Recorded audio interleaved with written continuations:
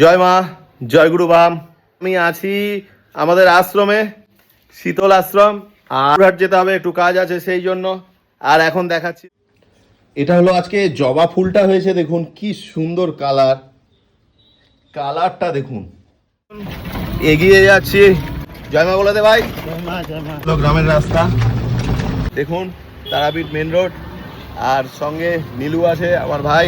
এখন আমি যাচ্ছি রামপুরহাটের এক্সিস ব্যাংকের উদ্দেশ্যে, আর বাঁদিকে হলো মায়ের মন্দির যাওয়ার রাস্তা।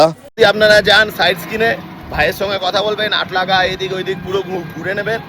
আর ভাড়া 400 টাকা হয়, সেটা 300 টাকায় আমার জন্য করে দেবে, কিন্তু আমার নামটা বলতে হবে। তারা মায়ের গেটটা দেখলে মন প্রাণ একদম শান্তি পেয়ে যায়।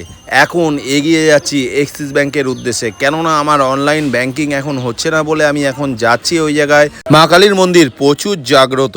পৌঁছে গেলাম রামপুরহাট, আর রামপুরহাটে এখন প্রচুর জ্যাম আছে। আর এই যে এই ডান দিকে দেখতে পাচ্ছেন, এই সাইড দিয়ে এখন এগিয়ে যাচ্ছি। আর এই জায়গায় দেখুন HDFC bank, bank of India. আর রামপুরহাট নতুন বাসস্ট্যান্ডের পাশেই এক্সিস ব্যাংক আছে। সেখানে যাওয়ার পর আমি যখন কথা বললাম, সেই জায়গায় ঋত্বিক বলে একজন এক্সিকিউটিভ আছে। সে বলল, দাদা সবকিছু অনলাইনের ব্যাংকিং সবকিছু আমি করে দেবো, কিন্তু এখন পর্যন্ত হলো না 48 ঘন্টা। তাকে 6 বার আমি ফোন করেছি, একবারও সে রিসিভ করেনি। সার্ভিস প্রচুর বাজে।